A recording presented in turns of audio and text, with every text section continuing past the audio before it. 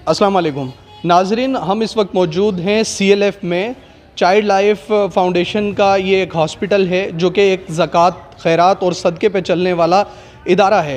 नाजरीन, ज़कात खैरात के साथ साथ सिंध हुकूमत भी इसे डोनेशन देती है और ये डोनेशन में थोड़ी तकलीफ़ होती है, लेकिन जब भी मैडम अज़रा साहिबा इसमें ख़ुद इन्वॉल्व होती हैं तो तमाम डोनेशन बआसानी मिलती है। तो मेरी रिक्वेस्ट होगी मैडम से कि इसके लिए ख़ास नज़रसानी की जाए ताकि गरीब और मिस्कीन लोगों को और शहरियों को इसमें फैसिलिटेशन हो। नवाब शाह वालों के लिए ये एक बहुत बड़ी नेमत है और रहमत है, ये ब्लेसिंग है। हमारे बहुत सारे लोग जो हैं वो इस चीज़ को समझ नहीं पाते कि यहाँ आने के बाद परेशान हो जाते हैं। तो मैं आज अपने नवाब शाह वालों के लिए CLF की कवरेज करने आया हूँ ताकि उन लोगों को पता चले कि जो लोग यहाँ से भाग जाते हैं प्राइवेट इदारों की तरफ, प्राइवेट एडमिशन की तरफ, उन्हें मैं बताना चाहता हूँ कि ये आप लोगों के लिए नेमत है और रहमत है। इसका सारा प्रोसीजर हम अंदर जाके मालूम करेंगे कि किस तरीके से यहाँ पे पेशेंट को फैसिलिटेट किया जाता है। लेकिन ये एक प्राइवेट हॉस्पिटल है जिसकी बुनियाद रखी थी सिंध हुकूमत ने, उसके बाद इसे NGO के हवाले कर दिया गया और NGO ने ही फिर मज़ीद इसको आगे फर्दर कंटिन्यू किया। उसके बाद पाकिस्तान भर से इसके लिए डोनेशन दिए जाते हैं जिससे गरीब, मिस्कीन और आम शहरियों का इलाज किया जाता है। तो नाजरीन, हम अंदर चलेंगे, सबसे पहले पता करेंगे कि इसमें किस तरीके से पेशेंट की फैसिलिटेशन दी जाती हैं। नाजरीन, हम इस वक्त मौजूद हैं चाइल्ड लाइफ फाउंडेशन के एडमिनिस्ट्रेटर नोमान साहब के पास।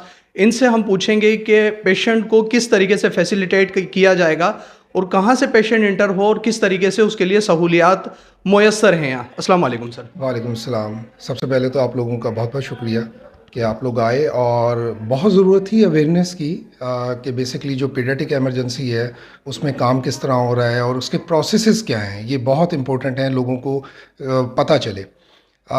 2018 मई के अंदर हमने अपना जो सफ़र है चाइल्ड लाइफ ने पीडियाट्रिक एमरजेंसी का वो स्टार्ट किया नवाबशाह से, और इसके प्रोसेसेस जो है वो बहुत सिंपल हैं कि जब भी पेशेंट इंटर होता है तो एक टोकन, फर्स्ट टिकट मशीन से एक टोकन उसको मिलता है जिसमें उसकी अराइवल टाइम, डेट और ये सारी चीज़ें मेंशन होती हैं।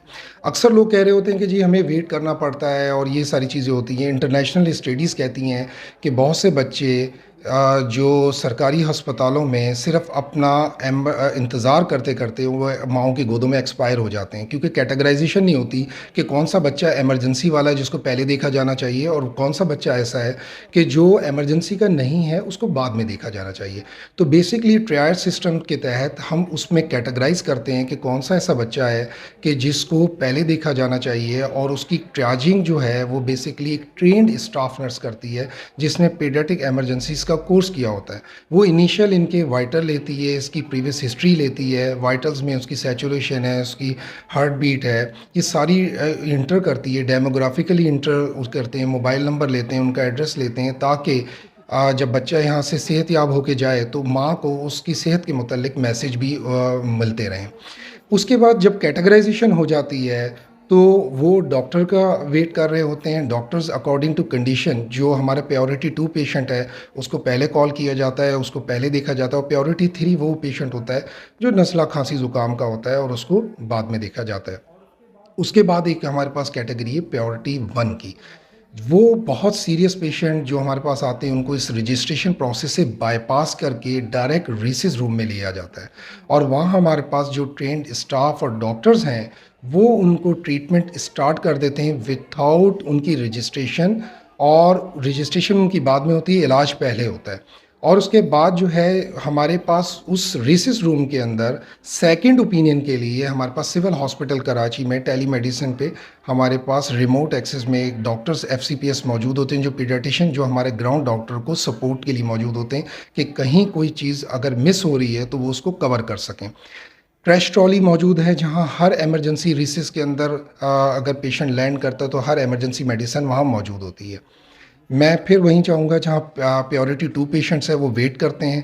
प्रायोरिटी 2 पेशेंट्स को देखा जाता है, और देखने के बाद डॉक्टर ने अगर उसको एडमिशन देना है तो उसकी दवा लिखी जाती है। जो फार्मेसी के पास आती है, हमारी जो ट्रेंड फार्मासिस्ट हैं वो उनको अकॉर्डिंग टू कंडीशन उनकी दवा को चेक करते हैं कि डॉक्टर ने डोज सही ओवर या अंडर तो नहीं लिखी, अगर वो सही लिखी है तो उसको अकॉर्डिंग टू कंडीशन उसको एमआर के तहत उसको डिस्पेंस कर दिया जाता है।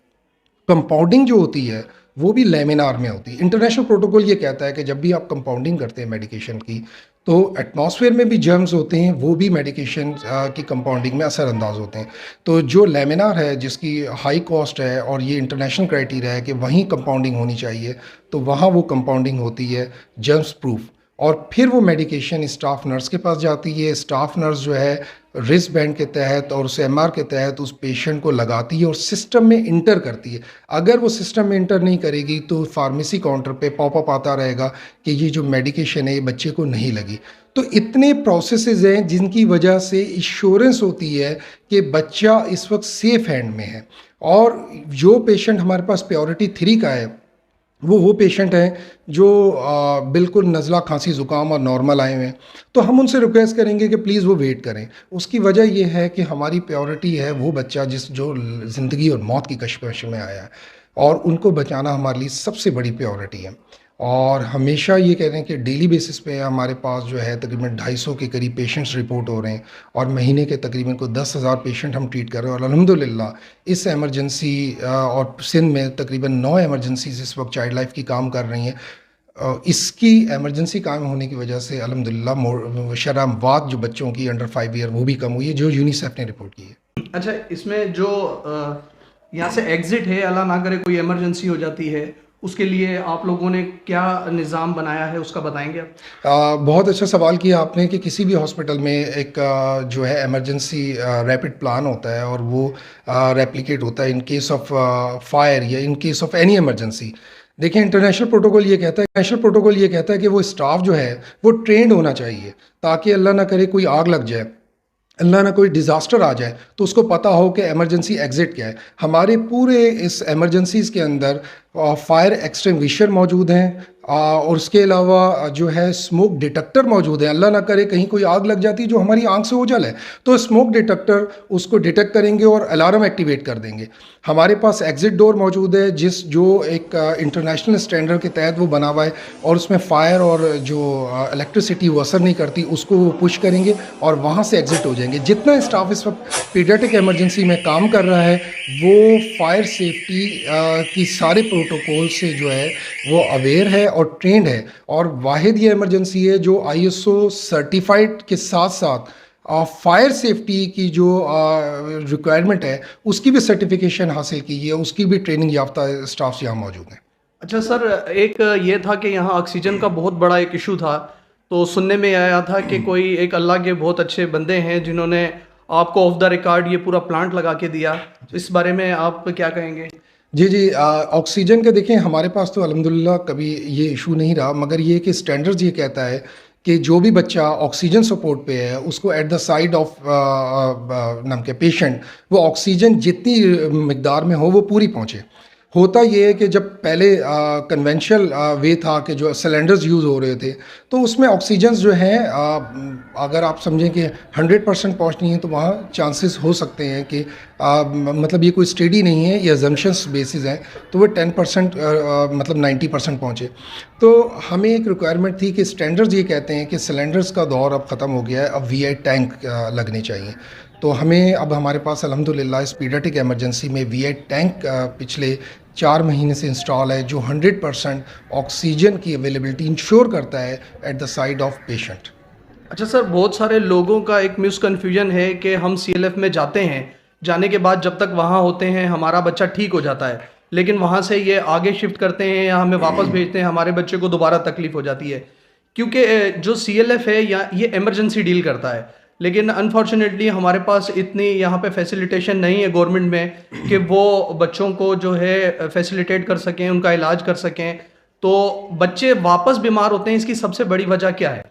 देखिए, मैं 2 चीज़ें आपको बता दूँ। देखिए, इंटरनेशनल प्रोटोकॉल ये कहता है, जो हमारा एज़ पर MIU भी है, कि बच्चे को 4 घंटे तक आपने रिटेन करना है। इमरजेंसी किसी भी हॉस्पिटल की, ये मैं खाली ये CLF की बात नहीं कर रहा, पूरी दुनिया में इमरजेंसी हाईवे की तरह होती हैं। बच्चा आया, आपने इनिशियल मैनेज किया, उसके बाद उसकी कंडीशन के मुताबिक उसकी डिस्पोजिशन डिसाइड करनी थी। एक बच्चा जो प्री टर्म है, अगर आप उसको यहाँ रख भी लें, जब तक उसको इंक्यूबेटर, जिसे आम जुबान में शीशे का घर कहते हैं, वो अगर नहीं मिलेगा, कंट्रोल इन्वायरमेंट नहीं मिलेगी, मिलेगी, बच्चा बीमार हो जाएगा और अल्टीमेटली मर जाएगा वो बच्चा।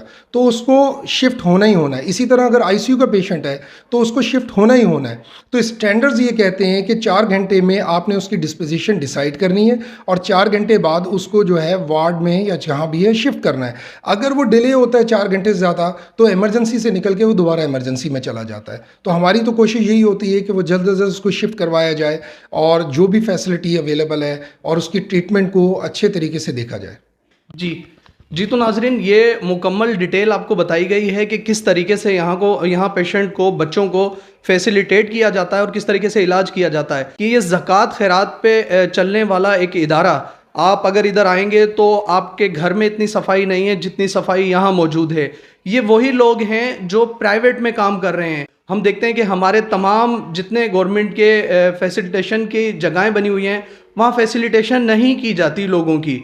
तो मेरी रिक्वेस्ट होगी मैडम अज़रा साहिबा से कि आप ख़ास तौर पर अपने इदारों को जो मेडिकल से रिलेटेड हैं, जिनका काम है कि बच्चों को और बड़ों को फैसिलिटेट किया जाए, आप इस पे ख़ास फोकस कीजिए। क्योंकि आप अगर फोकस करेंगी तो इंशाल्लाह नवाबशाह के जितने ये मेडिकल के इदारे हैं ये अच्छे से काम करेंगे। कैमरामैन दाऊद आराई के साथ डॉक्टर राहिल शहजाद, मुकद्दम न्यूज़, नवाबशाह।